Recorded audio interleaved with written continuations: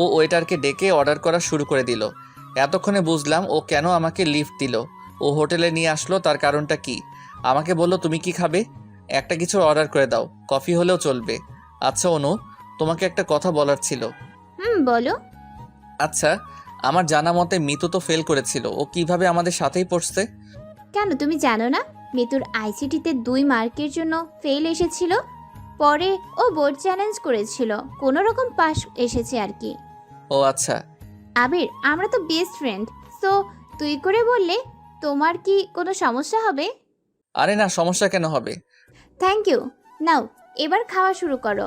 মানে, এসব তো তুমি খাবে বলে অর্ডার করলে। আরে না, এগুলো তোমার জন্য অর্ডার করেছি, আর তুমি যা খেতে চেয়েছো আমি তা খাবো। আমি কিছুই বুঝলাম না অনু, এমন কেন করলো? খাওয়া শুরু করলাম, এক হাত দিয়ে খাচ্ছি আর অন্য হাতে পকেটে ঢুকিয়ে দিয়ে টাকাগুলো নাড়ছি আর ভাবছি, রক্ষা করো প্রভু, না জানি আজকে কত অপমান হতে হবে। আমার যেন খাবারগুলো ভিতরে যাচ্ছে না, গলায় গিয়ে আটকে যাচ্ছে। খাবার নয়, মনে হচ্ছে অপমান গিলে খাচ্ছি। কি হলো, খাও। আসলে অনু, তুমিও যদি আমার সাথে খেতে তাহলে ভালো হতো আর কি। অনুও আমার সাথে খাওয়া শুরু করলো। খাওয়া শেষ, ওয়েটার বিল দিল। 1600 টাকা বিল হয়েছে।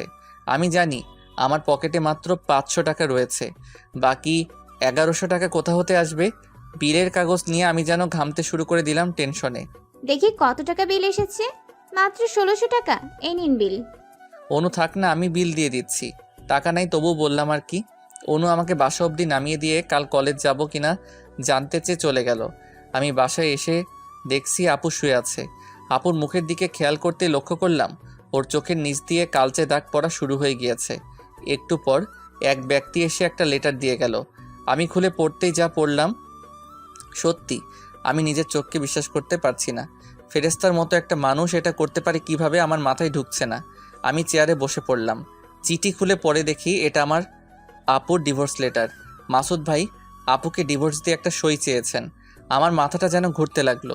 আপু ঘুম থেকে উঠলে আমি ভাই হিসাবে কিভাবে কাগজখানা ওকে ধরিয়ে দিয়ে বলবো, আপু ভাই তোকে ডিভোর্স লেটার পাঠিয়েছেন। আপু সারা জীবন কত কষ্ট করে আমাকে মানুষ করেছে, কত কষ্টই না সহ্য করেছে, কিন্তু আজ কি ও এই কষ্টটা সহ্য করতে পারবে?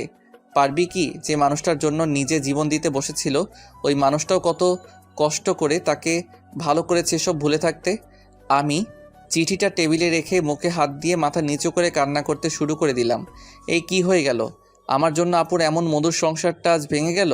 একটু পর ভাই তোর কি হয়েছে? তুই এভাবে বসে থেকে কাঁদছিস কেন? আমি গিয়ে আপুর পা চেপে ধরতে গেলে ও আমাকে আটকে দিয়ে বলল, আরে এসব কি করছিস, কি হয়েছে বল? আপুর হাত চেপে ধরে ক্ষমা চাইলাম। আপু আমাকে মাফ করে দাও প্লিজ, আজ আমার জন্য তোর। ভাই কি হয়েছে বল। আমি একটু টেবিলের দিকে তাকালাম। আপু বুঝতে পেরে ডিভোর্স লেটারটি পড়তে শুরু করে দিল। আমি মেঝেতে হাঁটু গেড়ে বসে পড়লাম। একটু পর আপুর হাতে হতে ডিভোর্স লেটারটি মাটিতে পড়ে গেল। ও বিছানায় চুপ করে বসে পড়ল। আমি গিয়ে ওর পা দুটো জড়িয়ে ধরলাম। আপু আমাকে মাফ করে দে, আজ আমার জন্য। আমার মাথাটি আপু জড়িয়ে ধরে বলল, ভাই যে মানুষটার সাথে সারা জীবন কাটাবো ভেবে হাতটা ধরেছিলাম, আজ সে আমার হাতটা এভাবে ছেড়ে দিবে আমি ভাবি নাই। এভাবে আমাকে পর করে দিল ভাই। কি বলবো, কি সান্ত্বনা দিব, কোনো ভাষাই খুঁজে পাচ্ছি না। শুধু চোখের পানি বয়ে যেতে থাকলো। ভাই তুই নিজেকে দোষ দিস না, আমার ভাগ্যের লিখন সব। আপুর হাত ধরে বললাম। আপু চলো, আমাদের মাসুদ ভাইয়ের সাথে কতু একটু কথা বলা উচিত। ডিভোর্স লেটারটি হাতে নিয়ে আমি আর আপু মাসুদ ভাইয়ের বাসায় ছুটে গেলাম। মাসুদ ভাইয়ার বাসায় পৌঁছে গেলাম। বাসায় ঢুকতে দেখি মাসুদ ভাইয়া ও তার বোন মিতু বসে থেকে গল্প করছে। আমরা কেন এসেছি আমাদের দেখেই হয়তো উনি বুঝে গিয়েছেন। উনি দাঁড়িয়ে গেল। আপু ওনার একটু কাছাকাছি গেল। অন্যদিকে আমি চোখে জল নিয়ে মিতুর দিকে তাকিয়ে রইলাম। তুমি এটা কি করতে চাচ্ছ? এভাবে তুমি আমাকে পর করে দিবা? আমার হাতটা এভাবে ছেড়ে দিতে পারবা? মাসুদ ভাইয়া কিছু না বলে আপুর হাতে থাকা ডিভোর্স পেপারটি নিয়ে দেখলেন আপু তাতে সাইন করেছেন কিনা। আপু সাইন করেননি দেখে উনি নিজের পকেট থেকে একটা কলম বের করলেন। কলম সহ কাগজটা আপুর দিকে বাড়িয়ে দিয়ে বললেন, সাইন করো। আপু কিছু না বলে শুধু ওনার দিকে চেয়ে রইল। আচ্ছা আমাকে ডিভোর্স দিবে ঠিক আছে, কিন্তু ডিভোর্স দেওয়ার আগে কেন দিবে তার কারণটা তো বলে দাও। কারণ জানতে চাস? কারণ হলো তোর সাথে আমার যায় না। তোর স্ট্যাটাস আর আমার স্ট্যাটাস সম্পূর্ণ আলাদা। এখন স্ট্যাটাসের কথা বলছো? বিয়ের আগে তো আমি তোমাকে এইসব কথা বলেছি, তখন তুমি কি বলেছিলে? এত তাড়াতাড়ি ভুলে গিয়েছো সব? না, কিছুই ভুলে যায়নি। তখন তো আমি পুরো আবেগে ভরপুর ছিলাম। বুঝি নেই যে তোর মতো এতিম মিসকিনদের সাথে আমার সংসার হবে না। তুই বউ তো দূরের থাক, আমার বাসায় কাজের মেয়ে হওয়ারও যোগ্য না। সাইন করবি নাকি জোর করে সাইন করে নিয়ে ঘাড় ধাক্কা মেরে বাড়ি থেকে বার করে দিব। প্লিজ তুমি এভাবে বলো না, আমি তোমার পায়ে পড়ি। বলে আপু ওনার পা ধরতে যাবে কি উনি একটু সরে গেলেন। আপুও সরে গিয়ে পা চেপে ধরলে আপুকে উনি একটা লাথি মেরে দিল। আমার আর যেন সহ্য হলো না। ব্যাস, অনেক হয়েছে মাসুদ সাহেব। আইন অনুযায়ী আপুর গায়ে হাত তোলার জন্য আপনার আর এখন কোনো অধিকার নেই, কেননা আপনি আপুকে ডিভোর্স দিয়ে দিয়েছেন। আজ যাকে লাথি মেরে কুকুরের মতো দূরে সরিয়ে দিচ্ছেন, মনে রাখবেন তার জন্যই আজও আপনার দেহে প্রাণটা রয়েছে। আপনার জন্য সে নিজের জীবনটা দিতে বসেছিল। যে বোনকে নিয়ে আজ আপনি এত নাচছেন, মনে রাখবেন একদিন তার জন্য আপনার মুখে চুনকালি পড়বে। আর মিতু, আজ তো তুমি খুব খুশি তাই না? তোমার মিথ্যা অভিনয়টা তোমার ভাইয়ের চোখে এমনভাবেই পটি হিসেবে লেগে দিয়েছ যা হয়তো আর সরবে না। যেদিন তোমাকে তোমার স্বামী ডিভোর্স করবে সেদিনই বুঝবে একটা মেয়েকে তার স্বামী বিনা দোষে ডিভোর্স দিলে তাতে ঠিক কতটা কষ্ট হয়। নে আপু, সই করে দে।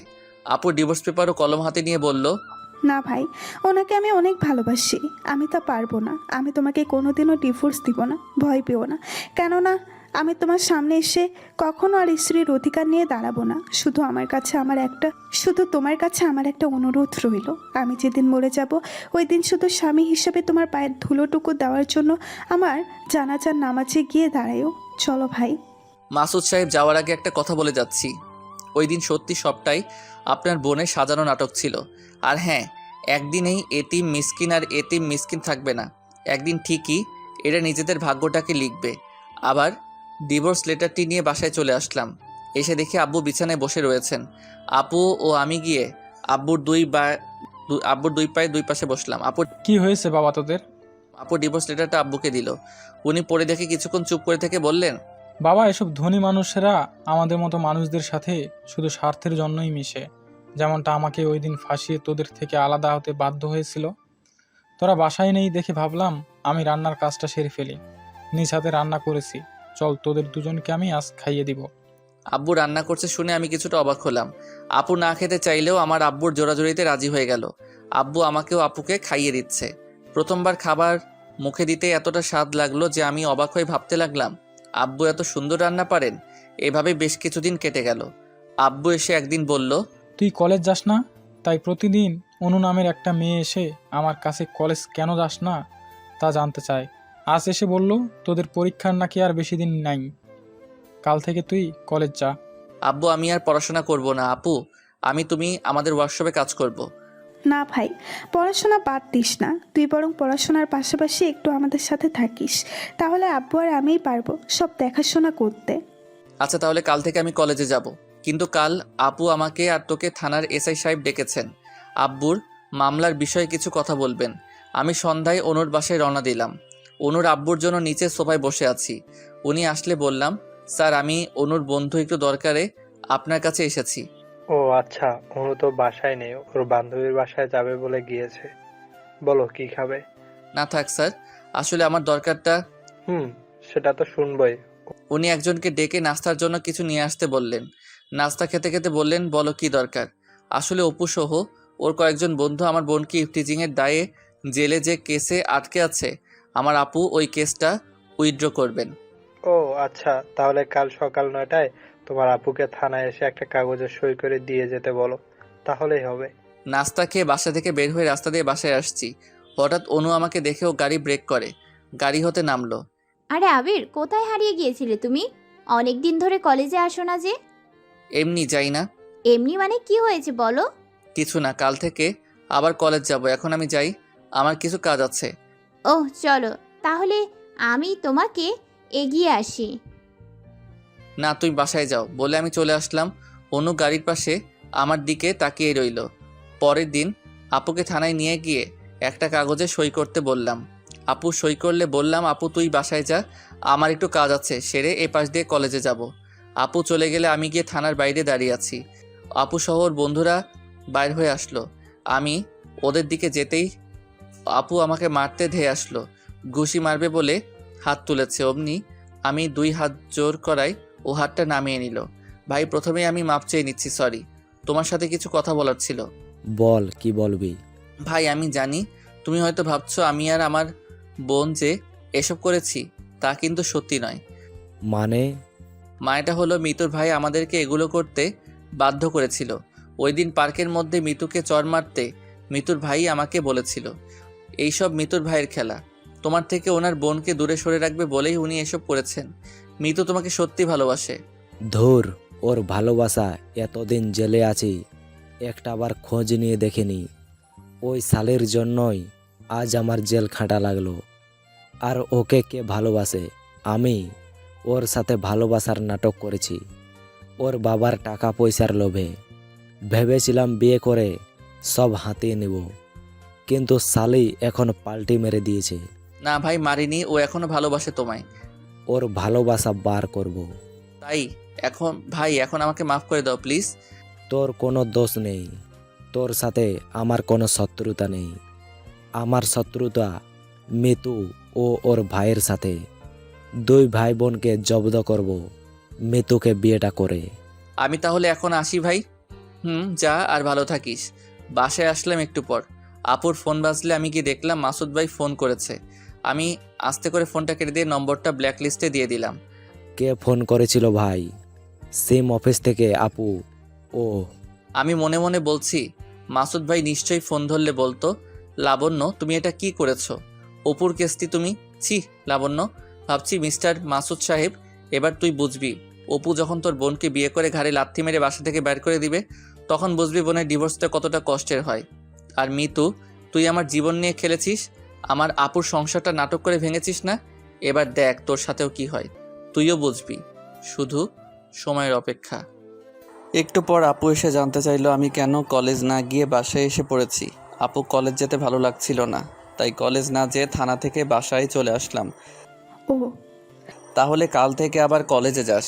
আর আব্বুও বলছিল আজ নাকি উনি ওয়ার্কশপে যাবেন না, আব্বু বাজারে গিয়েছেন কিছু ভালো বাজার করতে। উনি বাজার থেকে আসলে আজকে আমরা একসাথে রান্না করে খেয়ে বাসা থেকে অনেক গল্প করব। আব্বু বাজার নিয়ে আসলে আপু রান্না সেরে ফেললো। খাওয়া দাওয়া শেষে বসলাম গল্প করতে। আব্বু আমাদের অনেক ভালো ভালো গল্প শোনালো। এক পর্যায়ে আপু বলল, ভাই আমরা আমাদের ভাগ্যটা লিখবো বলে যে কাজটা শুরু করেছি, হয়তো কিছু সমস্যা বা আমার জন্য তা অসমাপ্ত রয়ে গিয়েছে। এবার আমাদের সেই অসমাপ্ত কাজটি সমাপ্ত করতে হবে। কাল থেকে আব্বু আমি একবারে ভালো মতো কাজে লেগে পড়বো, আর তুইও আমাদের পাশেই থাকবি পড়াশোনার পাশাপাশি। আচ্ছা আপু। আর শোন, আর একটা কথা, এবার আমরা আমাদের ভাগ্যটাকে লিখবই, যত বাধাই আসুক না কেন আমরা পিছুপা হব না। আপুর কথা শুনে মনে হলো আপু যেন এবার উঠে পড়ে লেগেছে। আপুর চোখ মুখে যেন আজকে অন্য কিছুর ছায়া। ও মনে হয় মাসুদ ভাইয়ার সব কথাগুলো মুখ বুজে সহ্য করেছে, শুধু সময় হলে তার উচিত জবাবটা দেওয়ার জন্য। গল্প শেষ হলো। আমি এসে আজ একটু পড়ার টেবিলে পড়াশোনার জন্য বসলাম। পড়া শেষ করে শুয়ে শুয়ে ভাবছি আপু ঠিকই বলেছে, এবার আমাদের ভাগ্যটা লিখতেই হবে, ভাঙতে হবে মিতু ও ওর ভাইয়ের অহংকার। মিতুকে উচিত শিক্ষাটা অপুই দিবে, আমি শুধু অপুকে নিয়মিত উস্কানিটা মেরে যাব। ভাবতে ভাবতে কখন যেন ঘুমিয়ে পড়লাম। সকালে উঠে ফ্রেশ হয়ে খাওয়া দাওয়া শেষ করলাম, করে আপু ও আব্বুর সাথে ওয়ার্কশপে গেলাম।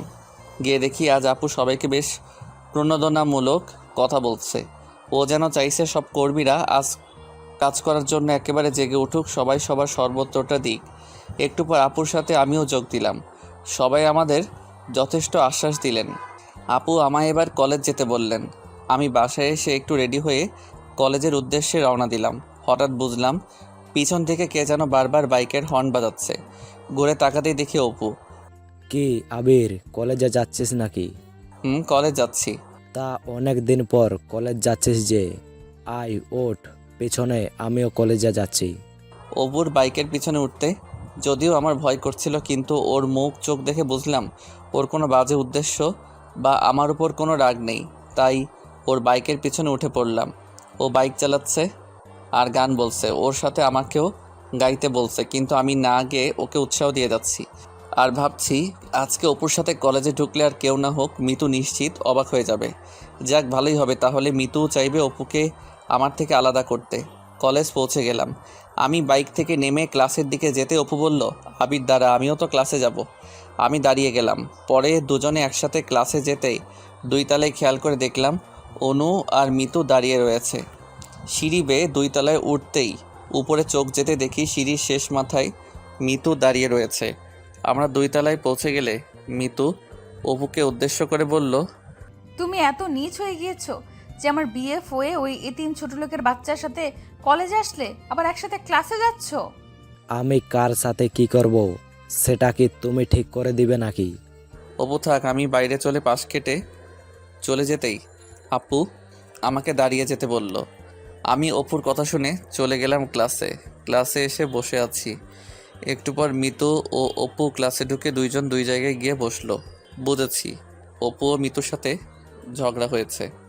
এবার অনু আসলে মিতুকে আমি একটু তেল আগুনে জ্বলাবে। অনু এসে আমার পাশে বসলো। আজ আমি অনুর অনেক কাছাকাছি গিয়ে বসলাম। বসে শুরু করে দিলাম গল্প। কেউ বলবে না আমরা ফ্রেন্ড, এমন আচরণ করছি যে আমরা যেন গার্লফ্রেন্ড বয়ফ্রেন্ড। খেয়াল করে দেখছি মিতু মনে হয় আমাদের এভাবে দেখে তেল আগুনে জ্বলে যাচ্ছে। একটু পর অপুর পাশে গিয়ে বসলো এবং অপুর সাথে গল্প করতে লাগলো। যাক, তাহলে থিওরিটা কাজে লেগেছে। মনে মনে আমার কিছুটা হাসি পেল। মিতু, তুই খাল কেটে কুমির ডেকে আনতে বসেছিস, আর আমিও তোকে সে কাজ করতে উৎসাহ দিয়ে যাব। স্যার আসলো এবং ক্লাস শুরু হয়ে গেল। ক্লাস শেষে বাসায় আসবো বলে অনুর সাথে কলেজ মাঠ দিয়ে হেঁটে আসছি। অনু বলল আমার বাসা অবধি এগিয়ে দিবে। অনু গাড়ি আনতে গেলে আমি দাঁড়িয়ে থাকলাম।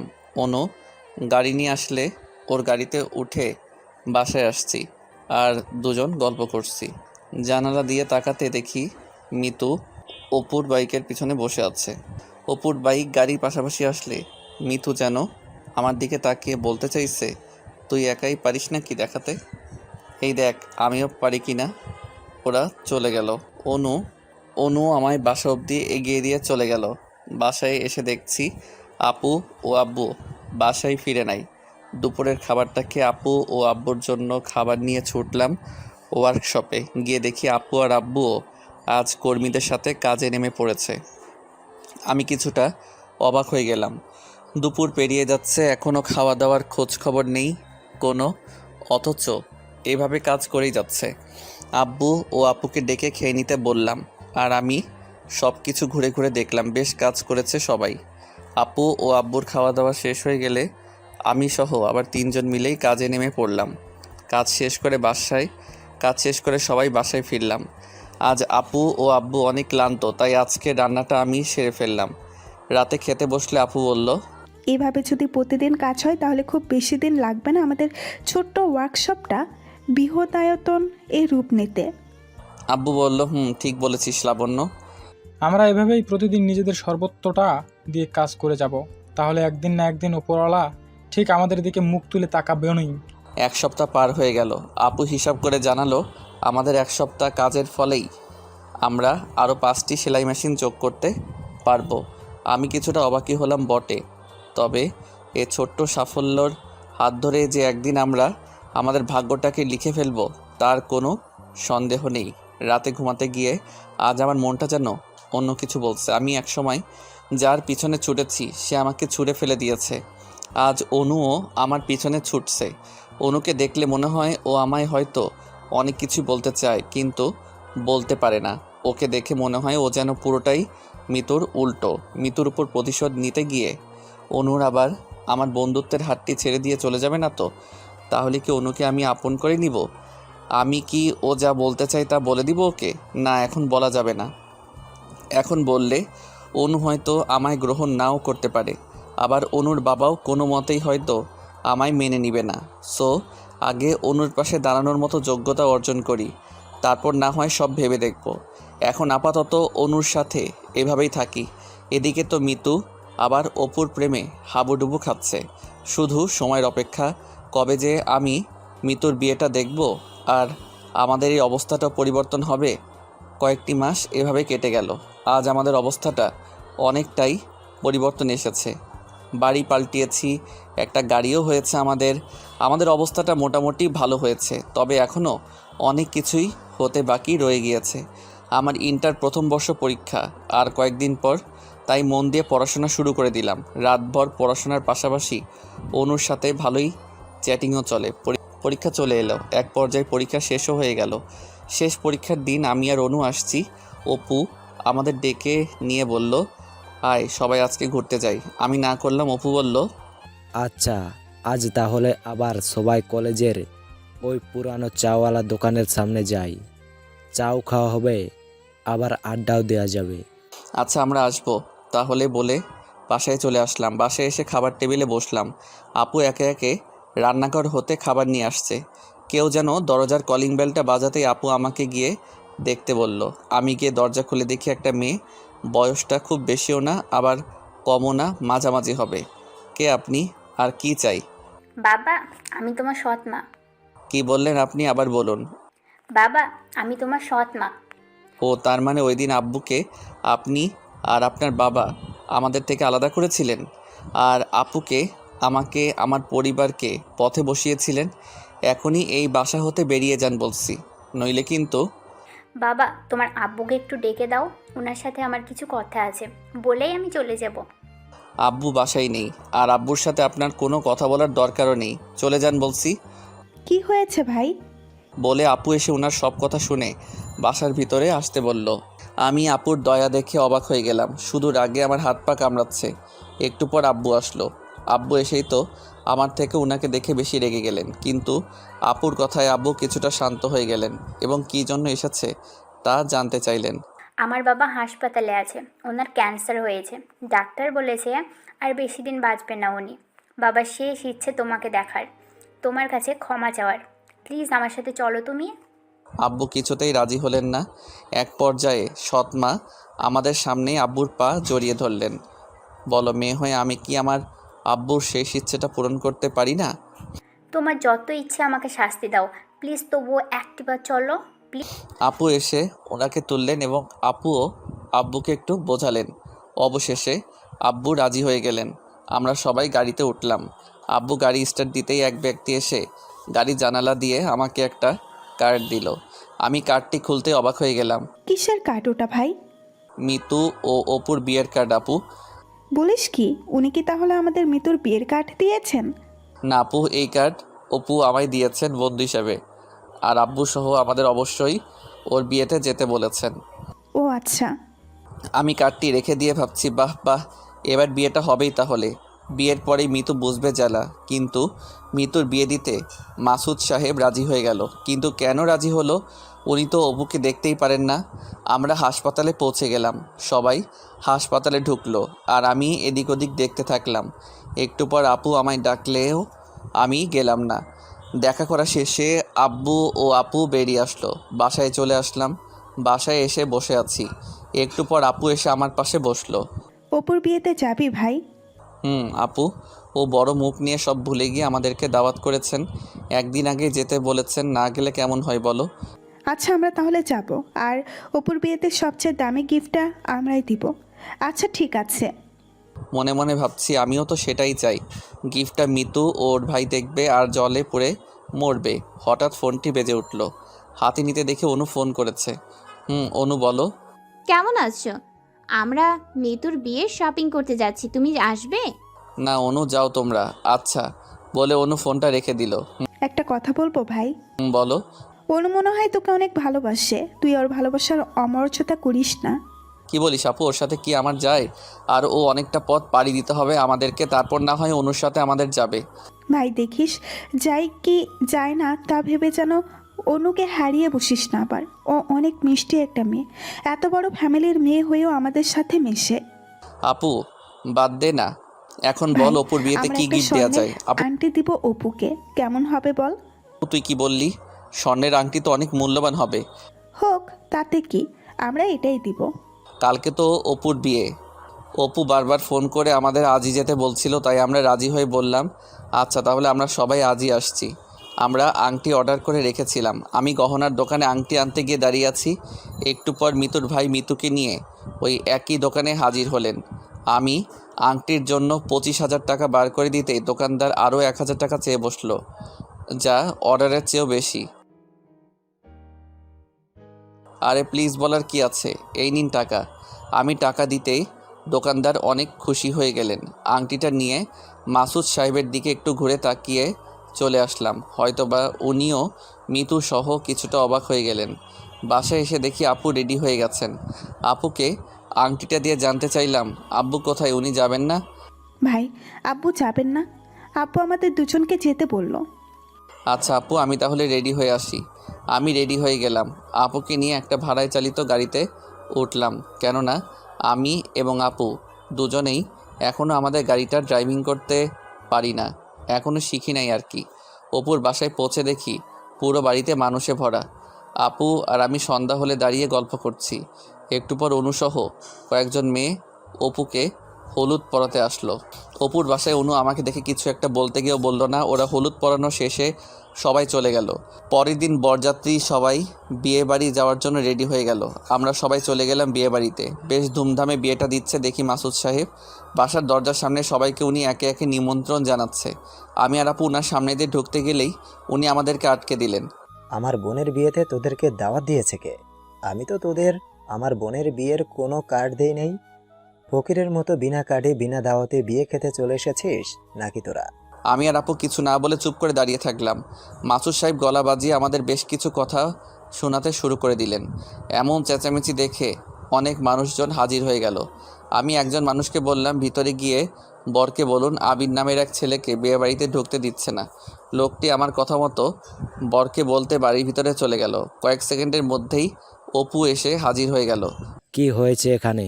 অপু, এই অপমানের জন্যই কি তুই আমাদের তোর বিয়ের কার্ডটা দিয়েছিলি? এতগুলো মানুষের সামনে আমাদের ফকিরের সাথে তুলনা করে কতই না কথা শুনিয়ে দিল তোর শালা। আমি কি শুনছি এসব? সত্যি কি আপনি এগুলো করেছেন? না মানে আসলে মানে আমি কি আমার বন্ধুকে ফকির বলে অপমান করা? এগুলো কি? এই সব চল, এই বিয়ে আমি করব না। মাসুদ সাহেব অপুর হাতটি চেপে ধরলেন। প্লিজ অপু, তুমি এমন করো না। আমার ভুলের শাস্তি আমার বোনটাকে দিও না। তুমি চলে গেলে আমার সব মান সম্মান শেষ হয়ে যাবে। ওকে আপনি সবার সামনে আমার বন্ধুর কাছে মাপ চেয়ে বলুন আপনার ভুল হয়ে গিয়েছে, সরি। অপুর কথা মতো মাসুদ সাহেব আমাদের কাছে মাপ চেয়ে সরি বললেন। আমি ইটস ওকে বললাম। মনে মনে বেশ খুশি হলাম। উনি যখন আমাদের অপমান করছিল আমরা কিসের জন্য চুপ করেছিলাম? শুধু এভাবেই মাসুদ সাহেবের নাকটা কাটবো বলে। বিয়েবাড়িতে ঢুকতেই অনুকে দেখে আমি কিছুটা টাসকি খেয়ে গেলাম। এত সুন্দর করেও সেজেছে যে আমি ওর দিকে তাকিয়ে চোখটা বুঝতেই পারছি না। কি আবির সাহেব, এভাবে কি দেখছেন? না মানে কিছু না, তোমাকে বেশ সুন্দর দেখাচ্ছে এই সাজে। ও আচ্ছা, সুন্দর দেখালে কি লাভ? আর বলুন, যার জন্য সাজি সে তো আর সব বোঝে না। আমি কি বলবো বুঝছি না। অনু যে ইনডাইরেক্টলি এইভাবে কিছু বলবে ভাবতে পারি নাই। আচ্ছা, আমি একটু ওই দিকটায় যাই। বলে অনুর সামনে থেকে কেটে পড়লাম। কি ব্যাপার, আপুকে কোথাও দেখছি না কেন, কোথায় গেল বলে খুঁজতে আপুকে একপাশে দেখলাম দাঁড়িয়ে রয়েছে।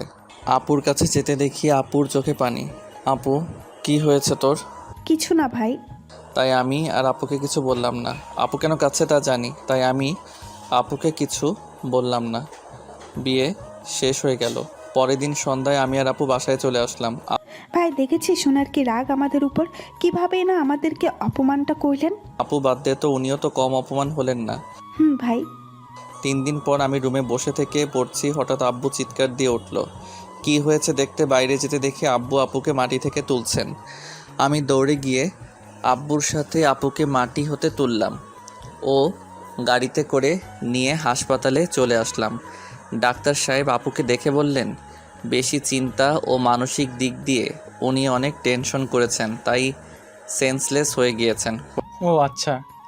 আর একটা খুশির খবর আছে, উনি মা হতে চলেছে। বাট আপনি এগুলো কি বলছেন ডাক্তার? আমি ঠিকই বলছি। ডাক্তার সাহেব চলে গেলেন। আব্বু এখন কি হবে? কি হবে আবার? কিছুই না, আমি নানা হব আর তুই মামা হবি। আব্বু বেশ খুশির সাথেই হাসি মুখে বলল। একটু পর অনু ফোন করলে আমার ফোনটা বেজে উঠল। ফোন রিসিভ করে আমি কথা বলতে বাইরে গেলাম। বলো। আবার তুমি কোথায়? কিছু শুনেছো কি? আমি হাসপাতালে। আর কি শুনবো, কি হয়েছে? তুমি হাসপাতালে, তাও জানো না? তুমি হাসপাতালে কি মিতুকে দেখতে গিয়েছো নাকি? না, আমি মিতুকে দেখতে যাব কেন? আপু অসুস্থ, তাই হাসপাতালে নিয়ে এসেছি। ও আচ্ছা, শোনো তাহলে, অপু নাকি মিতুকে মারধর করেছেন। মিতুর নাকি খুব খারাপ অবস্থা। আমরা সব মিতুকে দেখতে যাচ্ছি এই হাসপাতালে। আচ্ছা যাও বলে ফোন রেখে দিয়ে ভাবছি আমরাও তো এই হাসপাতালে রয়েছি। মিতু কোন রুমে ভর্তি হয়েছে তাহলে? নাকি ওকে হাসপাতালে নিয়ে আসছে? আমি আপুর কাছে যেয়ে দেখি আপুর জ্ঞান ফিরেছে, উঠে বসে আছে। আপু, তুই অন্তঃসত্ত্বা, আমাদের আগে বলতে পারিস নাই? তাহলে আমরা বাচ্চাটাকে নষ্ট করে ফেলতে পারতাম। ঠাস, আপু আমাকে ঠাস করে চর বসিয়ে দিল। বুঝলাম। ছি ভাই ছি, তুই এমন কথা বলবি আমি তা কখনো ভাবি নাই। আমার সন্তানকে অবৈধ যে আমি সন্তান নষ্ট করব? আমার সন্তানের বাবা রয়েছে, তার পিতৃ পরিচয় আছে। আমি কেন সন্তান নষ্ট করব? আর তোদের সাথে আমাকে রাখতে যদি তোদের কোনো সমস্যা হয় তাহলে বলে দে, আমি একাই থাকবো। আমার সন্তানকে আমি একাই বাবা মায়ের আদর দিয়ে বড় করব, মানুষ করব। আমার কথায় আপু অনেক কষ্ট পেয়েছে। আমার এই কথাটি আপুকে বলা মোটেও ঠিক হয়নি, তাই সরি আপু, আমায় মাফ করে দে প্লিজ। আমি আর এমন কথা বলবো না কখনো। আব্বু বলল, মা, ওরে মাফ করে দে, ও না বুঝে কথাটি বলে ফেলেছে। ডাক্তার সাহেব এসে কিছু ওষুধের স্লিপ দিয়ে আমাদের বললেন এই ওষুধগুলো খাওয়াবেন আর ওনাকে একটু দেখে রাখবেন। আপনারা চাইলে আজকেই ওনাকে বাসায় নিয়ে যেতে পারবেন। আমি ওষুধের স্লিপ নিয়ে বাইরে আসতে দেখি অনু হাসপাতালে প্রবেশ করছে। অনু, কেমন আছো? আর মিতুকে কি এই হাসপাতালেই নিয়ে এসেছো নাকি?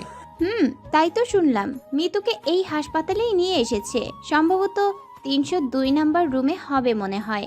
আর আবির, তুমি কোথায় যাচ্ছ? চলো যাই, মিতুকে দেখে আসি। তুমি যাও অনু, আমি আপুর ওষুধগুলো নিয়ে আসি। আচ্ছা আগে বলো, আপু কত নাম্বার রুমে আছেন? ওনাকেও দেখে যাই। আপু 307-এ, আমি আসি, তুমি যাও বলে চলে আসছে। আর ভাবছি মিতুকে দেখতে না গেলে হয় নাকি? মিতুকে তো আমি অবশ্যই দেখতে যাব। আজ আমার যেমন কষ্টের দিন ঠিক তেমন খুশিরও দিন। যা চেয়েছিলাম কিছুটা হলেও তা হয়েছে। মিতুকে দেখব আর মনের ভাষায় বলবো যে দেখ আজ কেমন লাগে। ওষুধ নিয়ে চলে আসলাম। আমি রুমে ঢুকতেই খেয়াল করে দেখলাম আপু চোখের ভাষায় অনুকে কেন্দ্র করে আব্বুকে কি যেন বোঝাচ্ছে। আব্বু যেন অনুর দিকে চেয়ে আছে।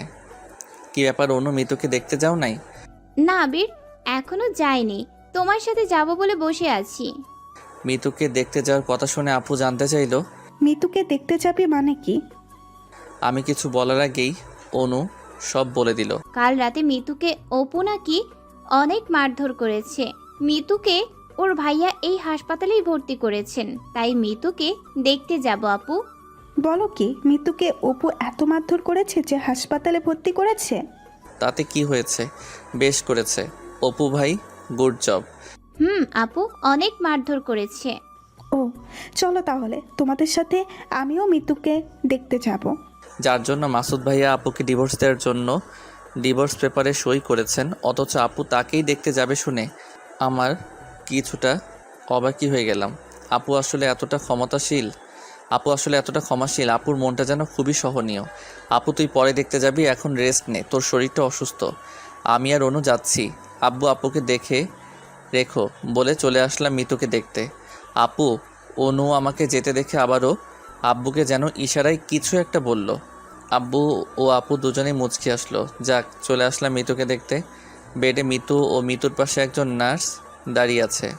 আমি এদিক সেদিক তাকিয়ে দেখলাম কোথাও আমার এক্স দুলাভাই আছে কিনা। না, কোথাও নেই দেখছি। যাক, তাহলে এবার যা দেখতে এসেছি তা ভালো করে দেখা যাক বলে মিতুকে কতটা এবং কিভাবে মেরেছে দেখতে ব্যস্ত হয়ে গেলাম। মিতুর এক হাতে ব্যান্ডেজ, গাল দুটো লাল আর গলার নিচে হালকা মনে হচ্ছে পুরানো দাগ। যাক, ভালোই মেরেছে তাহলে, কিন্তু আরও একটু বেশি মারলে মন্দ হতো না বলে এবার চুপ করে বসে শোনার চেষ্টা করলাম কেন অপু মেরেছে মিতুকে। মিতু কি হয়েছিল? অপু তোকে এভাবে মারলো কেন? মিতু একটু কান্না করে বলল, সবই আমার ভাগ্যের লিখন রে বান্ধবী, সব আমার পাপ কাজের ফল। যাক, তাহলে মিতু কিছুটা মানুষ হয়েছে। তবে একদিনের মাইরে মিতু এতটা বুঝবে, বাহ ভালোই। একটু পর আমি বসা থেকে উঠে অপারেশনের কিছু জিনিস দেখে নার্সকে বলে লাগলাম এটা কি ওটা কি। নার্স কিছুটা বিরক্ত হয়েই গেল। অনু আমায় বলে বসলো, আবির তুমি এমন করছো কেন?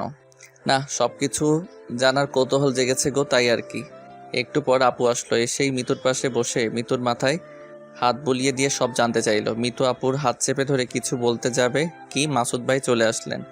মাসুদ ভাই এসেই অনুকে বললেন, অনু তুমি থাকো, বাকিদের চলে যেতে বলো।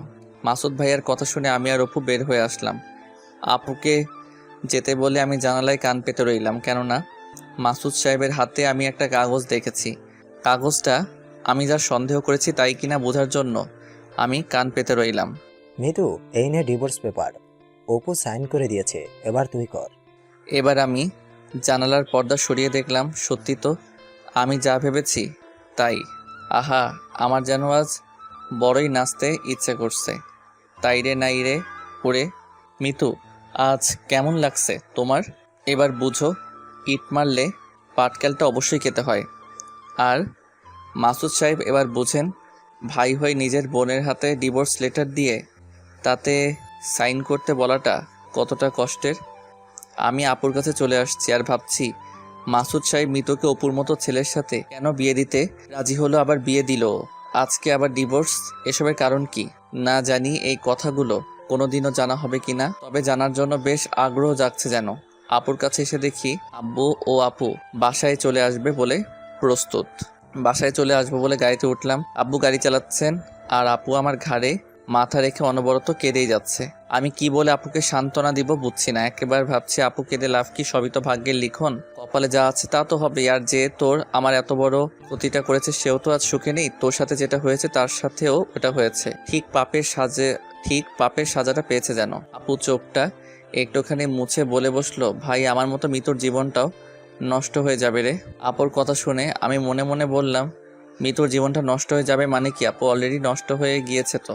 ভাই দেখেছিস সোনার আজও আমাদের উপরে কতটা রাগ রয়েছে। আমাদের দেখে আমাদের সাথে কথা বললেন না বলে অনুকে দিয়ে আমাদের বেরিয়ে যেতে বলল। আপু আমার মনটা না একটা কথা বলছে, বলবো আপু? ভাই বল। আপু তুই দেখিস, আমার যখন মিষ্টি একটা ভাগ্নি বা ভাগ্না হবে তখন মাসুদ ভাই নিশ্চিত নিজ সন্তানের দিকে তাকিয়ে আবার তোকে মেনে নিবে। একসময় উনি সব ভুলে যাবে। তাই যেন হয় ভাই, তবে আমার মনে হয় কি ও আমার আর মেনে নিবে না ভাই। নিবে আপু, নিবে। ওনার সন্তানের মুখের দিকে তাকিয়ে দেখিস, একসময় উনি অবশ্যই সব মেনে নেবেন। আমরা বাসায় পৌঁছে গেলাম। একটু ফ্রেশ হয়ে বসতে অনু আমায় ফোক করলো। বলো অনু। আবির একটা কথা বলবে? তোমাদের সাথে মাসুদ ভাইয়া ও মিতুর কি হয়েছে? শোনা তো। কিছু না মানে, নিজের বউকে ও শালাবাবুকে উনি বার হয়ে যেতে বললেন কেন তাহলে? আর আমি যখন বললাম লাবণ্য আপু মা হতে চলেছেন, তাহলে উনি এ কথা শুনে মন মরা হয়ে গেলেন কেন? তোমাকে সময় করে একদিন আমি সব বলবো। এখন তুমি আমায় একটা কথা বলো তো অনু। কি কথা বলো? আসলে মাসুদ সাহেব মিতুকে কেন আপুর সাথে বিয়ে দিল, আর আপুই বা কেন মিতুকে ডিভোর্স দিল, জানো কি তুমি? না তো আবির, আমি কিছুই জানি না। ও আচ্ছা অনু, পরে কথা বলবো বলে ফোনটা রেখে দিলাম। রাতে খাওয়া দাওয়া সেরে ঘুমিয়ে পড়লাম। সকালে উঠে আজ আব্বু ও আমি ওয়ার্কশপে যাওয়ার জন্য বাহির হতে আপু এসে বলল আমিও যাব। আমি বললাম না আপু, তুই আজ থেকে বাসায় থাকবি, কেননা আমাদের মাঝে নতুন একটা অতিথি আসছেন। আপু একটু লজ্জা পেয়ে বলল আচ্ছা ভাই ঠিক আছে। আব্বু আর আমি ছুটলাম ওয়ার্কশপে। এভাবেই কেটে গেল বেশ কিছুদিন। হঠাৎই একদিন আব্বু এসে বলল ওনার শ্বশুর মশাই মানে আমার নানা নাকি মারা গিয়েছেন। আব্বুর সাথে আমি যাব বলে বের হতে আপু এসে বলল আপুও যাবে। না আপু, তোর এই অবস্থায় ওখানে যাওয়াটা ঠিক হবে না, তুই বাসায় থাক। না ভাই, আমি যাব। উনি আমাদের নানা, একবার তো শেষবেলায় বিদায় দিয়ে আসি। আচ্ছা আপু চল তাহলে। আব্বু গাড়ি স্টার্ট দিলে আপু আমি গাড়িতে উঠে বসলাম। ফোনটা বেজে উঠলে কল রিসিভ করতে অনু বলল, কাল থেকে তো কলেজ খুলবে, কলেজে আসবে না? আর প্রথম বর্ষের রেজাল্টও খুব তাড়াতাড়ি স্যারেরা দিয়ে দিবেন মনে হয়। না অনু, আমি কয়েকটা দিন কলেজে যাব না, পরে কথা হবে। গাড়িতে আছি বলে ফোনটা কেটে দিলাম। আমার সাথে এগুলো কি হতে শুরু করে দিল বুঝছি না। মনে হচ্ছে একদিক গড়ছে অন্যদিক ভাঙছে। ভাগ্যটা যেন আমাদের সাথে খেলা শুরু করে দিয়েছে। তবে হয়তো এই খেলাটা আমার সাথে নয়, আমার চারপাশে মানুষদের উপর হচ্ছে। এক বাসার গেটের দিকে আব্বু গাড়ির স্টিয়ারিংটা ঘোরালো। গেটের দারোয়ান নেই, মনে হয় মালিক মারা যাওয়ায় উনি ভিতরে গিয়েছেন। গাড়ি হতে আব্বু নামতে গেলে আমি আব্বুকে বলে উঠলাম, আব্বু তুমি বসো, আমি গিয়ে গেটটা খুলছি। আমি গাড়ি থেকে নেমে গেট খুলে সামনের দিকে ঠেলা দিতেই দেখি আমার নানার বাসার না যেন রাজপ্রাসাদ। আমি তাক লাগিয়ে চেয়ে থাকলাম। আব্বু সামনে দিয়ে গাড়ি নিয়ে যেতে আমার মনে হয় হোশটা ফিরল। আমি গাড়ির পিছন পিছন যেতে থাকলাম আর চারপাশটা দেখতে লাগলাম। বাসার ভিতরে ঢুকে দেখি একটা মরা বাড়িতে যতটা মানুষ থাকে তার তুলনায় অনেকটা কম। 2-1 জন কান্না করছেন। আপু গিয়ে আমার সৎমার পাশে বসলো এবং কান্না জোরে দিল। কান্নার কি আছে, উনি তো আমাদের মানে আপুও আমাকে এতিম করে দেওয়ার মূল কারিগর। ওনার মৃত্যুকে কান্নার কিছু নেই। আপু যেন একটু বেশি আবেগপ্রবণ। বাসার 2 জন দারোয়ান ও 1 জন কাজের মানুষ আমাকে এসে সব ব্যবস্থা মানে কাফনের কাপড়, কবর, জানাজা এগুলোর ব্যবস্থা করতে বলল। যাই হোক, উনি তো মারাই গেছেন। ওনার উপর রাগ ক্ষোভ পুষে রেখে লাভ কি, তার চেয়ে ওনাকে মাফ করে দেওয়াই ভালো হবে। যাই সব ব্যবস্থাটা করি। সব আয়োজনই শেষের দিকে। এখন নানাকে বাসা থেকে খাটিয়ায় করে বার করার পালা। আমরা যখন খাটিয়া নিয়ে বাসার ভিতরে গেলাম তখন যেন কান্নার ঢোল পড়ে গেল চারদিকে। বুঝলাম আসলে একটা মানুষ মারা গেলেও বাসার ভিতরে যতক্ষণ থাকে ততক্ষণ যেন মনে হয় উনি বাসার আশেপাশেই হয়তো আছে, কিন্তু এই খাটিয়া যেন মানুষটাকে চিরজীবনের মতো বাসা হতে নিয়ে যাওয়ার জন্য নিয়ে আসা হয়। এর জন্যে সবাই হয়তো এখন কান্নায় ফেটে পড়ছে। খাটিয়া নিয়ে জানাজা শেষ এবং সব কিছুই শেষ করে আবার নানার বাসায় ঢুকলাম। আমার সৎ মায়ের পাশে আপুসহ বেশ কিছু মহিলা বসে আছেন। অনেকে কান্না করছেন, কেউ বা তাদেরকে সান্ত্বনা দিচ্ছেন। আমি গিয়ে একটু দূরে একপাশে বসলাম। খেয়াল করে দেখছি আমার সৎ মা আমার দিকে অপলক দৃষ্টিতে বারবার তাকাচ্ছে। হয়তো ওনার চোখে ভাষা আমায় কিছু বলতে চাচ্ছে। এই ভাষা সবটা বা আসলে কি বোঝাতে চাচ্ছে তা না বুঝলেও কিছুটা বুঝলাম। উনি হয়তো আপুর মতোই আমাকে ওনার পাশে চাইছেন। ভাবছেন হয়তো আজ যদি আবির আমার নিজের ছেলে হতো আমার পাশে বসে একটু হলেও কান্না করতো, আমায় বলতো, মা কেঁদো না তো, নানার কি হয়েছে, উনি আমাদের মাথার উপরেই ছায়ার মতো থাকবেন। আমি এবার উঠে গেলাম। আপু চলো বাসায় যাব। এই কথা শুনে উনি কিছুটা অবাক ও করুণার দৃষ্টিতে আমার দিকে তাকালো। উনি হয়তো এটা আশা করেননি আপু কিছু বলতে যাবে কি। আব্বু চলে আসলেন। উনি এসে জানালেন, আবির, আমরা এখানে 3-4 দিনের মতো থাকবো। বেশ কিছু কাজ আছে, আমরা তা করে চলে যাব। কি কাজ? আমি না বুঝে না শুনে মাথাটি নাড়িয়ে আব্বুকে জানালাম, আচ্ছা ঠিক আছে। রাতে একটু খেয়ে যে যার মতো করে ঘুমাতে চলে গেল। আপু সৎ মায়ের সাথে বসে রইল, আমিও চলে গেলাম ঘুমাতে। রাতে ঘুমের মধ্যে একটা স্বপ্ন দেখছি। এক অদ্ভুত ধরনের সাদা কাপড়ে সারা শরীরটা জড়ানো। কেউ এসে বলছে, আমার মেয়েটা এতিম, ওকে তোমরা মাফ করে দিও, সব দোষ আমার মেয়েটার কোনো দোষ নেই, দয়া করে ওকে তোমরা দেখে রেখো। কে সে ব্যক্তি যে স্বপ্নের মধ্যে এসে এসব বলছে? তার মুখটি স্পষ্ট না দেখতে পেলেও বুঝলাম এটা হয়তো আমার নানা। একটু পর আমার ঘুমটা ভেঙে গেল। বিছানায় উঠে বসলাম। ঘড়িতে তাকিয়ে দেখি সময় ভোর 5টা বাজে। এখন আর ঘুম আসবে না, যাই ফ্রেশ হয়ে আসি বলে এক জানালার পাশ দিয়ে যেতে আমি কারো গলার শব্দ পেলাম। এত ভোরে কে কথা বলছে? রাতে ঘুমাইনি নাকি? কৌতূহল বশত জানালা দিয়ে তাকিয়ে দেখতেই জানালার পাশে গেলাম। জানালা দিয়ে তাকিয়ে দেখি আপু ঘুমাচ্ছে। পাশেই আমার সৎমা ও আব্বু বসে আছেন। আব্বুর হাতে একটা কাগজ টাইপের কিছু। আমার যা কিছু আছে সব তো আবিরও লাবণ্যরই। আর এই দলিল দিয়ে কি হবে? তোমার আব্বু তো এই দলিলে সব কিছু ওদের দুজনের নামেই লিখে দিয়ে গিয়েছেন, আবার তুমি লিখে দিয়েছ। আমি এগুলো দিয়ে কি করব? বরং আমার সব কিছুও ওদেরকে লিখে দিব। এটা রাখো তুমি, ওরা ঘুম থেকে উঠলে সকালে ওদেরকে বুঝিয়ে দিও। আমার আব্বুর বুকে মাথা রেখে একটু কান্না করতে আব্বু বলল, ভেবো না, ওরা অনেক ভালো। দেখো একসময় দুজনেই তোমায় মা বলে ডাকবে, ওদের মায়ের আসনে তোমাকে বসাবে। আমি এবার চলে আসছি আর মনে মনে বলছি, জানি না আমাদের মায়ের আসনে বসাতে পারবো কিনা। তবে আমার সৎ নিঃসন্দেহে ভালো মানুষ, তা বুঝতে আর বাকি রইল না। এতদিন ওনার প্রতি আমার যে ধারণা ছিল তা আজ ভুলে পরিণত হলো। হয়তোবা আমার নানাই আব্বুকে ফাঁসিয়েছিল ওনার মেয়েকে বিয়ে করার জন্য, কিন্তু আসলে কি এমন বিষয়টা তা আমার সত্যিই জানা নেই। হয়তো কোনো দিন জানতেও পারবো না, কেননা এই জানার জন্য এমন প্রশ্ন আমি ছেলে হয়ে বাবাকে করতে পারি না। তবে নানা ও সৎমা যে আপু ও আমাকে এই বিশাল সহায় সম্পত্তি সব কিছু লিখে দিয়ে গেছেন ভাবতেই আমার যেন অবাক লাগছে। ফ্রেশ হয়ে আবার রুমে গিয়ে একটু শুয়ে পড়ে ভাবছি, আমার নানা সব কিছু আমাদেরকে লিখে দিয়েছেন কেন? তাহলে কি ওনার আর কোনো ছেলে মেয়ে নাই? উনি আর শুধু ওনার একটা মেয়ে। একটু পর আপু এসে আমায় ডেকে বলল, ভাই আব্বু ডাকছে তোকে। আপু তোর এই অবস্থায় একটু চলাফেরা কম কর, বলে আব্বু রুমে গেলাম। আমার সাথে আপুও গেল। বসো এখানে। বসে পড়লাম। বসে দেখি আমার সৎমা আমার দিকে তাকিয়ে আছে, চোখের পাতায় যেন ফেলছে না। ওনার ফেসটা বলছে উনি যেন এই পৃথিবীর সবথেকে মিষ্টি ডাক মা ডাকটি আমার মুখ থেকে একটিবার শুনতে যাচ্ছেন।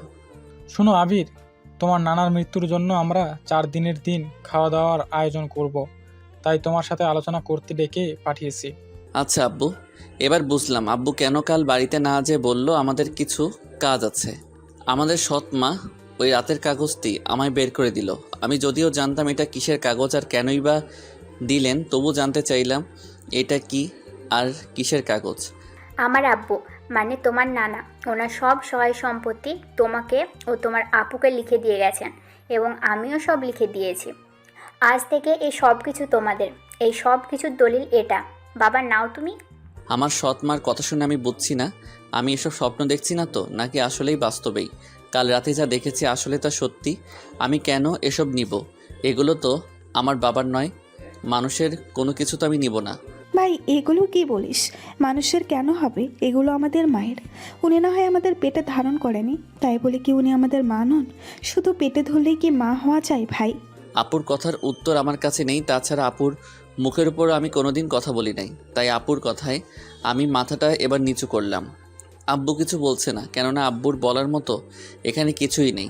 একটু পর মাথা তুলে সামনে তাকাতেই দেখি আমার সৎ মা কান্না করছেন এবং শাড়ির আঁচলটা দিয়ে চোখটা মুছছেন। বাবা আজ যদি আমি তোমাদের মা হয়ে এগুলো তোমাদের দিতাম তাহলে তো অবশ্যই নিতে, তাই না? আসলে ডাক্তার আমায় বলেছিল আমি নাকি কোনোদিনও মা হতে পারবো না। তাই যেদিন থেকে জানতে পারি তোমার আব্বুর ছেলে ও মেয়ে রয়েছে, সেদিন থেকেই ভাবতাম আমি তাহলে তোমাদের পেটে না ধরেও মা হব, মা ডাকটা শুনতে পাবো। কিন্তু সেটা আমার ভাগ্যে নেই। কে বলেছে নেই মা? অবশ্যই আছে। আজ থেকে আমি তোমায় মা ডাকবো। বিছানা হতে দলিলটি তুলে নিয়ে বললাম, এটা তোমার কাছেই রাখো। উনি এবার কিছুটা কান্না ভেজা কণ্ঠে সুখের হাসি দিলেন। এবার শুরু হলো নানার মৃত্যু চতুর্থ দিনে আমরা কিভাবে খাওয়া দাওয়ার সব আয়োজন করব তা নিয়ে আলোচনা ও পরিকল্পনা। সব পরিকল্পনা মাফিকই খাওয়া দাওয়ার আয়োজন শেষ হয়ে গেল। এবার আমাদের বাসায় চলে আসার পালা। আমি আর আব্বু গাড়িতে উঠে বসে আছি। আপু আসছে না। কি ব্যাপার, আপু আসছে না কেন? আপু না আসায় আব্বু আমায় ভিতরে গিয়ে আপুকে নিয়ে আসার কথা বলল। আমি গাড়ি থেকে নেমে যেতেই আপু ও মা দেখলাম আসছেন। আপু গাড়িতে উঠে বসলো। মা বাহিরে গাড়ি জানালার সামনে দাঁড়িয়ে রইলেন। আব্বু গাড়ি স্টার্ট দিতেই আপু আব্বুকে গাড়ি বন্ধ করতে বললেন। ভাই একটা কথা বলি। বলো আপু। মাকে আমাদের সাথে নিয়ে যাবি? উনি তো এই বাসায় পুরো একা একা একা কিভাবে থাকবেন? আমি আপুকে ইশারায় বললাম, আমায় নয় আব্বুকে বলো। আপু যদি আব্বুকে বলে আমি জানি আব্বু না করবে না। এবার আপু আব্বুকে বলল, আব্বু সম্মতি দিলেন। আমি গিয়ে আব্বুর সাথে সামনে বসলাম আর আপু ও মা পিছনে বসলো। আমি ভাবছি জন্মের পর মায়ের আদর পাইনি, কিন্তু আমার ভাগ্য এসব লেখা থাকবে সত্যি আমি বিশ্বাস করতে পারছি না। এবার আমি সৎ মাকে নিজের মায়ের মতো পেয়ে গেলাম। জানি না মায়ের আদর কেমন হয়। উনি আমায় সন্তানের আদর দিবেন কিনা তার সময় বলে দিবে, তবে উনি যে নিশ্চিত আমাদের নিজের সন্তানই হিসেবে মেনে নিয়েছেন তা বোঝা যাচ্ছে। বাসায় চলে আসলাম। আমি আমার রুমে এসে একটু ফ্রেশ হয়ে শুয়ে রয়েছি। ব্যস্ততায় অনু অনেকবার ফোন করেছিল, ধরাই হয়নি, তাই অনুকে দিলাম ফোন। একবার, দুইবার, তিনবার ফোন দেওয়ার পর অনু এবার ফোন ধরলো। হ্যালো অনু, কেমন আছো? তুই কে রে কুত্তা? কি ব্যাপার, আমি রং নাম্বারে ফোন দিয়েছি নাকি? অনু তো আমায় কোনোদিন কুত্তা বলে না, আবার তুইও বলে না। ফোনটা সামনে নিয়ে দেখি না, এটা তো অনুর নম্বরই। আবার ফোনটা কানে নিয়ে হ্যালো বলতেই, এই তুই আমার সাথে কথা বলবি না আর কোনোদিন ফোনও করবি না। এবার বুঝলাম এটা আসলে অনুই। চরম রেগে গিয়েছে তাই এইভাবে বলছে। অনু আমার কথা তো শুনো আগে। কিছু চেনার মতো নাই। বলে অনু এবার শুরু করে দিল বাংলা মন্ত্র পড়া। আমি চুপ করে থাকলাম, কেননা আমার একবার হলেও উচিত ছিল অনুকে এসব বলার। ও টানা 5 মিনিট আমায় মন্ত্র শোনালো বাংলা ভাষায়। শেষ হয়েছে তোমার, এবার আমি কিছু কথা বলতে পারি। অনু চুপ করায় বুঝলাম ওর মন্ত্র শোনানো শেষ। আমার নানা মারা গিয়েছেন, ওনার বাসায় গিয়েছিলাম তাই ফোনটা ধরা হয়নি। অনুও সরি বলল। আমি আসলে বুঝি নাই আবির, আমায় মাফ করো আবির। It's okay. মনে মনে বলছি গরু মেরে জুতা দান করছে। তবে অনু তুমি থেকে তুই বলাই বেশ মজা পাইছি, ভালো লাগছিল। ওকে তুই করেই বলতে লাগলাম। অনু বলল, আগামীকাল থেকে কলেজ খুলবে আর রেজাল্টও এই সপ্তাহে দিয়ে দিবে। কলেজে যাবি?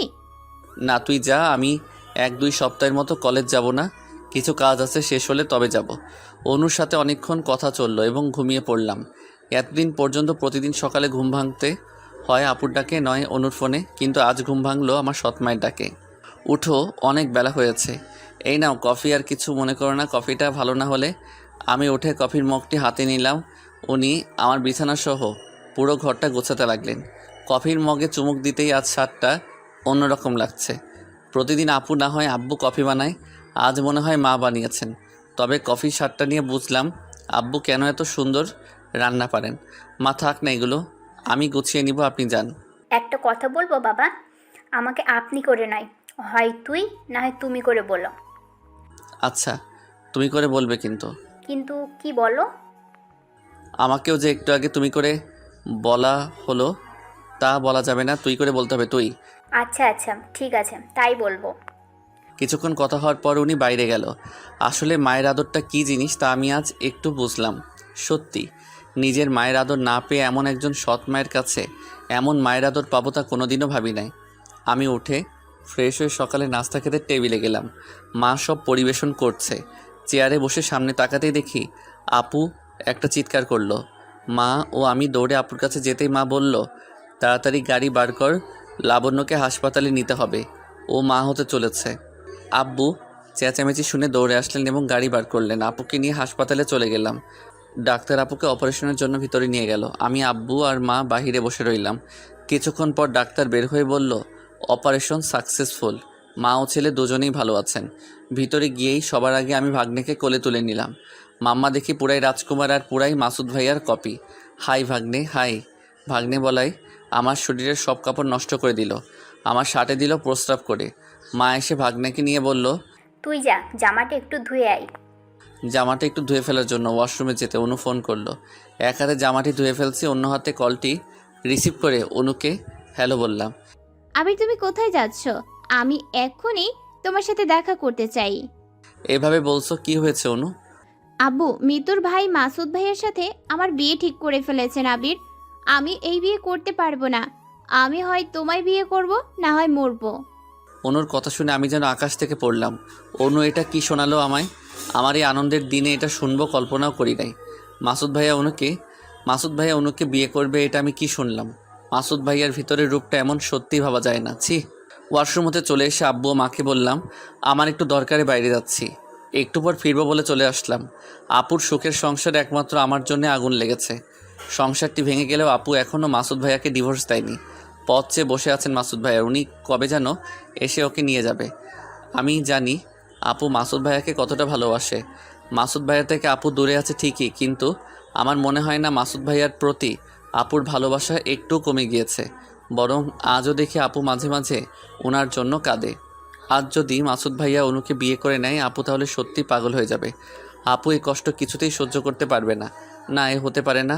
আমার জীবন থাকতে আমি এটা হতে দিব না। প্রয়োজনে মিতুর পায়ে ধরবো, ও যেন মাসুদ ভাইয়াকে সব সত্যি কথা খুলে বলে। তবু আমি এটা হতে দিব না। অনুকে ফোন করে আসতে বললাম। আমি হন্যে হয়ে দৌড়ে গেলাম। অনু দেখি আমার আগে গিয়ে বসে থেকে বাদাম খাচ্ছে। অনু, তুমি ফোনে এগুলো কি বললে? তা আসলে কি সত্যি? সত্যি। না, এ হতে পারে না, এটা কোনোদিনও হতে পারে না। তুমি মাসুদ ভাইয়াকে কোনোদিনও বিয়ে করতে পারো না। আমি তোমায় মাসুদ ভাইয়াকে বিয়ে করতে দিব না, কোনোদিনও না। অনু কিছু না বলেও একটা মুচকি হাসি দিল। অনু হাসছে কেন আমি বুঝলাম না। অবাক হয়ে ওর দিকে তাকালাম। অনু এবার বলল, এত ভালোবাসো আমায়, এতদিন বলো নাই যে। আমি জানতাম তুমি আমাকে ভালোবাসো, তাই আজ পরীক্ষা করতেই আমি এসব বলেছি। আমি কেন মাসুদ ভাইকে বিয়ে করতে যাব? আবির প্লিজ, আমি চাই তুমি ওই 3টি ওয়ার্ড সর্বপ্রথম তোমার মুখ দিয়ে আমাকে বলবে। বলো প্লিজ। আমি আর নিজেকে সামলাতে পারলাম না। পরপর অনুর গালে 2টা থাপ্পড় বসিয়ে দিলাম। ঠাস ঠাস। ভালোবাসা কখনো পরীক্ষা দিয়ে হয় না। কাউকে বিশ্বাস করতে হলে তার বিশ্বাসকে ভরসা করতে হয়। ভালোবাসার পরীক্ষা নেওয়ার জন্য তুমি এতটা নীচ হবে এমন উপায় বেছে নিবেছি অনু, আমার ভাবতে অবাক লাগছে।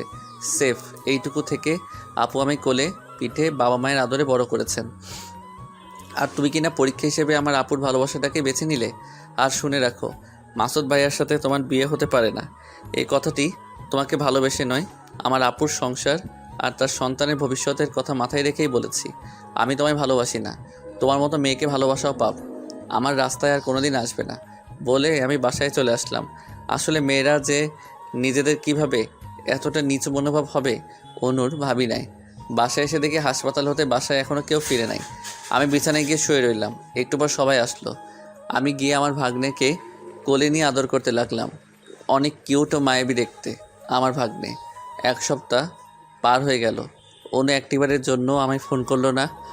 আমি ওকে ফোন দেইনি, হয়তো কোনো দিনও দিব না।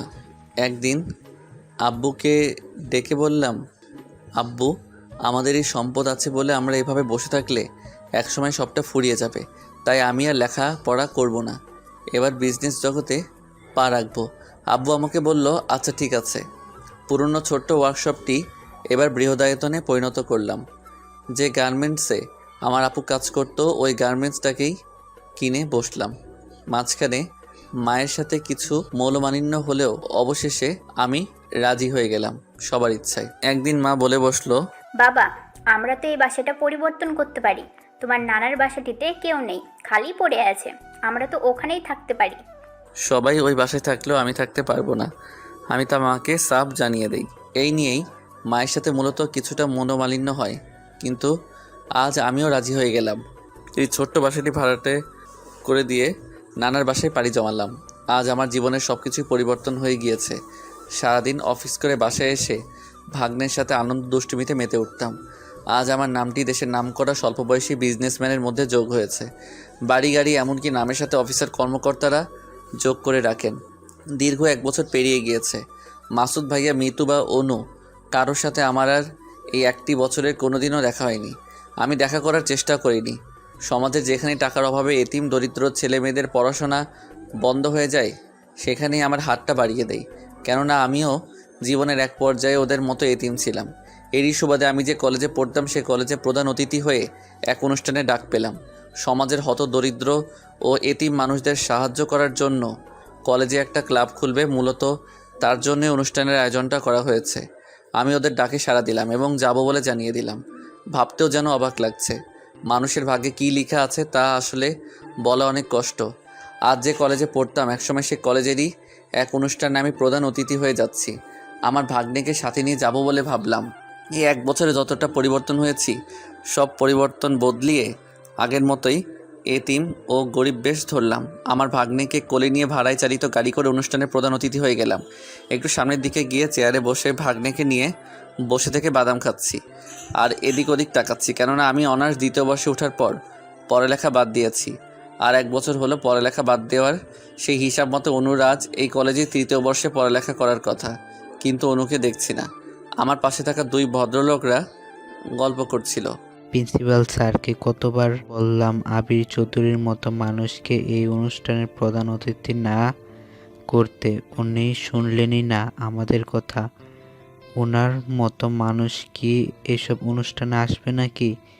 এবং এই ক্লাবে কি স্পন্সর করবে কখনো? কখনোই করবে না। এবার বুঝুক ঠেলা, অনুষ্ঠানের আয়োজনে সব লক্ষ্যটাই বৃথায় গেল। মাঝখান থেকে শুধু শুধু এতগুলো টাকা নষ্ট হয়ে গেল। আর মাত্র 5 মিনিট সময়, অনুষ্ঠানের বাকি। এখনো প্রধান অতিথি আবির চৌধুরী আসে নাই। ফোন দিলে ফোন ধরছে না। আসলে সবার কি প্রতিক্রিয়া আমার বিষয়ে সেটা শুনতেই আমি এভাবে এখানে উপস্থিত হয়েছি। অনুষ্ঠান শুরু হয়ে গেল। 2টি মেয়ে স্টেজে উঠল। দেখতে দুজনকেই বেশ সুন্দর লাগছে। ওরা মাউথপিস নিয়ে বলল, আজকে এই অনুষ্ঠানটি আমরা 2জন উপস্থাপন করছি। আমি অনু। আর আমি মিতু। তার মানে এরা দুজনে অনু ও মিতু? আরে বাহ, মেকআপে দেখছি দুজনকে চিনতে পারাই দেয়। অনুষ্ঠান শুরু হয়ে গেল। মামা ভাগ্নে বসে অনুষ্ঠান উপভোগ করতে লাগলাম। একটু পরপর আমার ভাগ্নে কান্না করছিল, তাই পাশে বসে থাকা ওই ভদ্রলোক স্যার 2জন বলে বসলো, এইটুকু বাচ্চা নিয়ে কি অনুষ্ঠানে দেখতে আসে? নিচেও দেখবে না, আবার আমাদেরও দেখতে দিবে না। এক স্যার বলল, কি ব্যাপার, তোমাকে এই কলেজের ছাত্র মনে হচ্ছে? তুমি আবির না? স্যার আমি আবির। ও, পড়াশোনা বাদ দিলে যে? আর এই বাচ্চাটা কার? এমনি স্যার, আর ও আমার ভাগ্নে। ও, তো বলো এখন কি করো? ব্যবসা নাকি জব? কি করো?